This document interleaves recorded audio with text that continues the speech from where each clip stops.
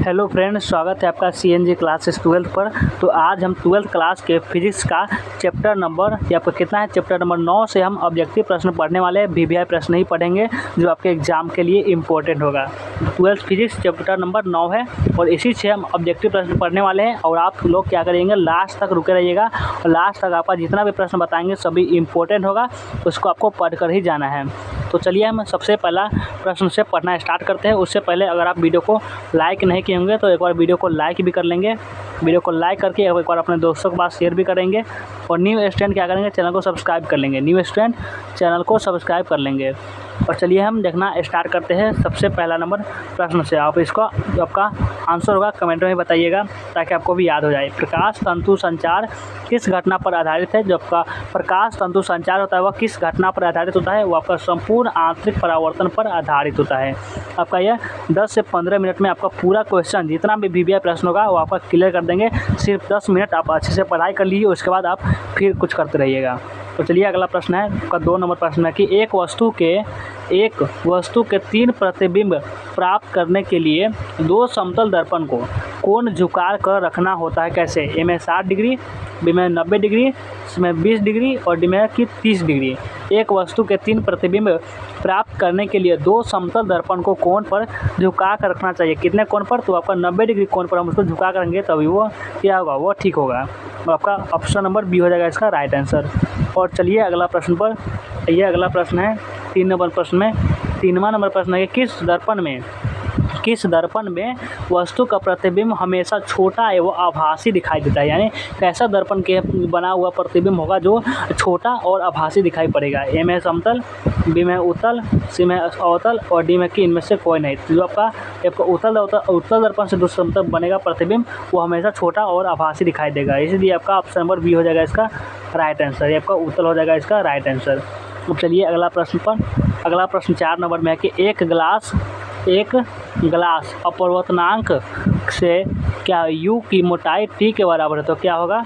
तो आपका u1t निर्वात की होगा। ये आपका ऑप्शन नंबर ए हो जाएगा इसका राइट आंसर। अब चलिए अगला प्रश्न पर। अगला प्रश्न चलिए कितना नंबर में प्रश्न है? आपका 5वां नंबर प्रश्न है कि तरंगदैर्घ्य के बढ़ने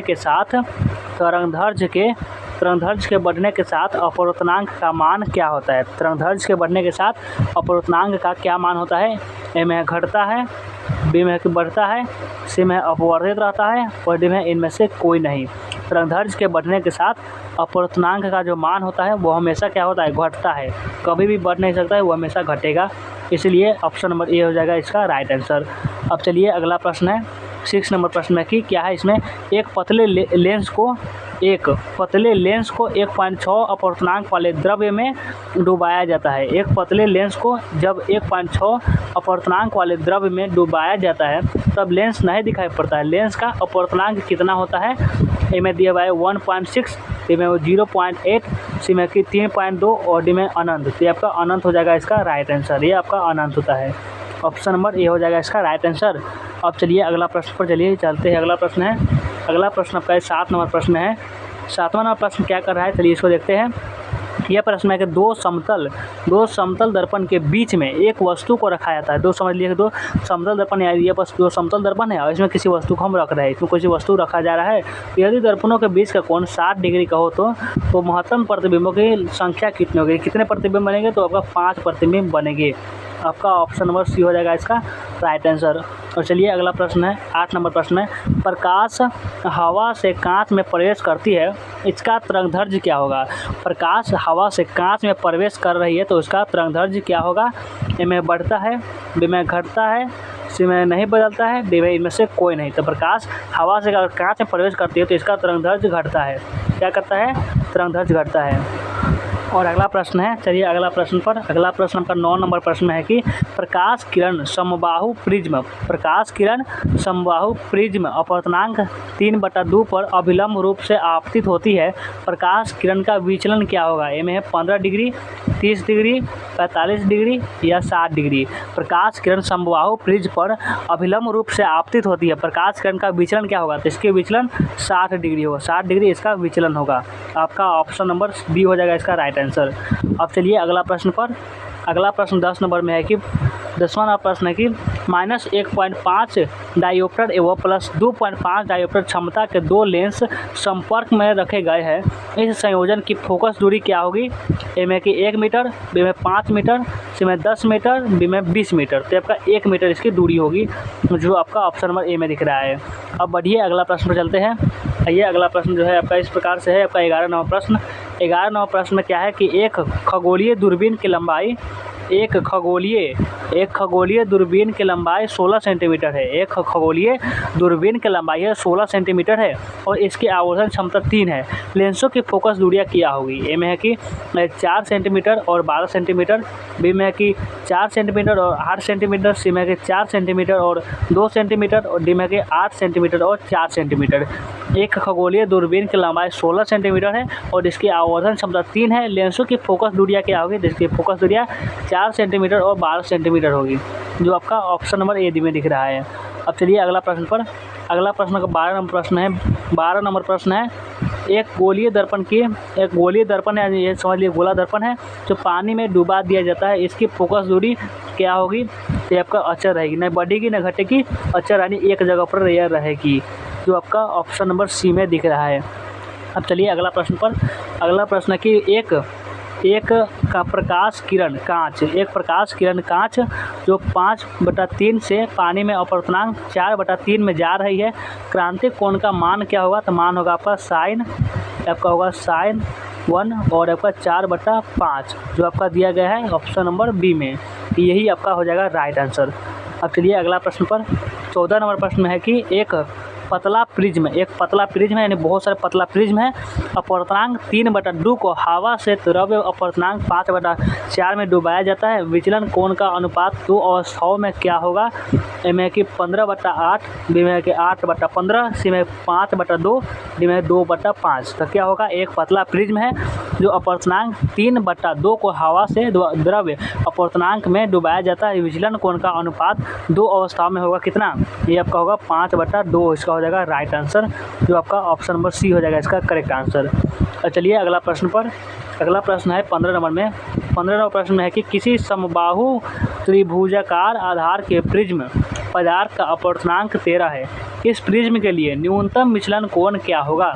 तो न्यूनतम विचलन कोण कितना होगा? न्यूनतम आपका 60 डिग्री होगा। 60 डिग्री इसका हो जाएगा राइट आंसर। और चलिए अगला प्रश्न है।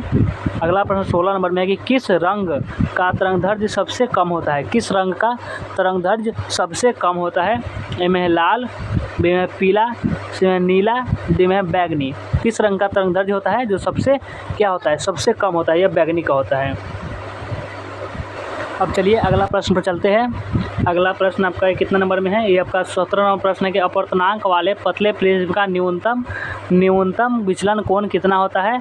ए में कि 1 माइक्रो और ए, बी में कि U-1 और ए। आपका बी नंबर हो जाएगा जो राइट आंसर होगा, ऑप्शन नंबर बी हो जाएगा इसका राइट आंसर। अब चलिए अगला प्रश्न पर। अगला प्रश्न का 18 नंबर में प्रिज्म से होकर गुजरने वाले श्वेत प्रकाश का न्यूनतम विचलन अवयव होता है। ये आपका अवयव पूछा है तो अवयव हमेशा लाल ही होता है, लाल आपका हो जाएगा राइट आंसर। प्रिज्म से गुजरने वाले श्वेत प्रकाश का अगर न्यूनतम विचलन कोण हो रहा है तो वो आपका लाल होगा। और अगला प्रश्न है, अगला प्रश्न आपका 19 नंबर प्रश्न में है कि 19 नंबर प्रश्न, एक उत्तल लेंस है, एक समझ लीजिए एक उत्तल लेंस है को पानी में डुबाया जाता है तो उसका सामर्थ्य क्या होगा? उसका सामर्थ्य हमेशा घट जाता है, उसका सामर्थ्य क्या करता है? घट जाता है। आपका ऑप्शन नंबर बी हो जाएगा इसका राइट आंसर। और चलिए चलते हैं, अगला प्रश्न है 20 नंबर प्रश्न है कि तरंगदैर्घ्य का मान बढ़ने से अपवर्तनांक का मान क्या करेगा? अगर तरंगदैर्घ्य का मान अगर बढ़ रहा है तो अपवर्तनांक का मान क्या होगा? ए में बढ़ता है, बी में घटता है, सी में अपवर्तित रहता है, डी में इनमें से कोई नहीं। तो तरंगदैर्घ्य का मान बढ़ने से अपवर्तनांक का मान घट जाता है, घटता है सिर्फ। आपका ऑप्शन नंबर बी हो जाएगा इसका राइट आंसर। और चलिए चलते हैं अगला प्रश्न पर। अगला प्रश्न है 21 नंबर प्रश्न है कि डू डायोप्टर क्या है? डू डायोप्टर और 3.5 डायोप्टर के लेंस संपर्क में है तो संयोग की क्षमता क्या होगी? संयोग की क्षमता -1.5 डायोप्टर होगी, जो आपका ऑप्शन नंबर बी में दिख रहा है। अब चलिए अगला प्रश्न पर आइए। अगला प्रश्न 22 नंबर में है कि 22 नंबर प्रश्न है, प्रकाश की किरण विचलित नहीं होती है। कैसे विचलित नहीं होती है? समतल दर्पण से लंबवत परिवर्तित होने पर, कि बी में समतल दर्पण से तिरछी परिवर्तित होने पर, कि सी में प्रिज्म से होकर निकलने पर, कि डी में आयताकार पट्टिका को समांतर सतहों पर अपवर्तित होकर निकलने पर। आपका ऑप्शन नंबर डी हो जो होगा, ये आपका हो जाएगा option number D right answer. और चलिए अगला प्रश्न पर आइए। अगला प्रश्न क्या कर रहा है? अगला प्रश्न 23 नंबर प्रश्न है कि लेंस की शक्ति का मात्रक क्या होता है? लेंस की जो शक्ति होगा उसका मात्रक क्या होगा? ए में लैम्डा, बी में कैंडला, सी में डायोप्टर, डी में वाट। तो लेंस की शक्ति का मात्रक डायोप्टर होता है, जिसको हमको डी से सूचित करते हैं और ऑप्शन नंबर सी हो जाएगा इसका राइट आंसर। और चलिए अगला प्रश्न है 24 नंबर प्रश्न में कि एक रंग दोषयुक्त नेत्र इन रंगों का विभेद नहीं कर सकता है, क्यों कैसे नहीं कर सकता है? तो आपका लाल एवं नीला, कि नीला एवं हरा, कि लाल एवं हरा, कि डी में कि लाल एवं पीला। तो लाल एवं पीला इसका हो जाएगा राइट आंसर। आपका ऑप्शन नंबर डी हो जाएगा इसका राइट आंसर। अब चलिए अगला प्रश्न पर, आपका अंतिम नंबर प्रश्न ही है 25 नंबर प्रश्न है कि जब लाल फूल को किसी हरे कांच के टुकड़े द्वारा देखा जाता है तो वह प्रतीत कैसा होता है? जब लाल फूल को किसी हरे कांच के टुकड़े द्वारा देखेंगे तो वह कैसा प्रतीत होगा? वह काला प्रतीत होता है। क्या करता है? वह काला प्रतीत होता है। सी नहीं होगा और बी भी नहीं होगा, ए भी नहीं होगा। ऑप्शन नंबर डी हो जाएगा इसका राइट आंसर। और चलिए आपका अंतिम नंबर प्रश्न है जो 26 नंबर प्रश्न है कि सरल सूक्ष्मदर्शी के सामान्य संयोजन के लिए आवर्धन क्षमता कितना होता है? आवर्धन क्षमता 1 + डी और बटा में FE होता है। ये आपका ऑप्शन नंबर ए में दिख रहा है और यही आपका हो जाएगा राइट आंसर। तो हमने आपको 26 प्रश्न बताए, इसमें से आपका कितना सही हुआ एक बार कमेंट में लिख दीजिएगा और वीडियो को लाइक जरूर कर लीजिएगा। लाइक और न्यू स्टूडेंट चैनल को सब्सक्राइब कर लेंगे। तो चलिए वीडियो को एंड करते हैं और मिलते हैं फिर किसी नेक्स्ट वीडियो में।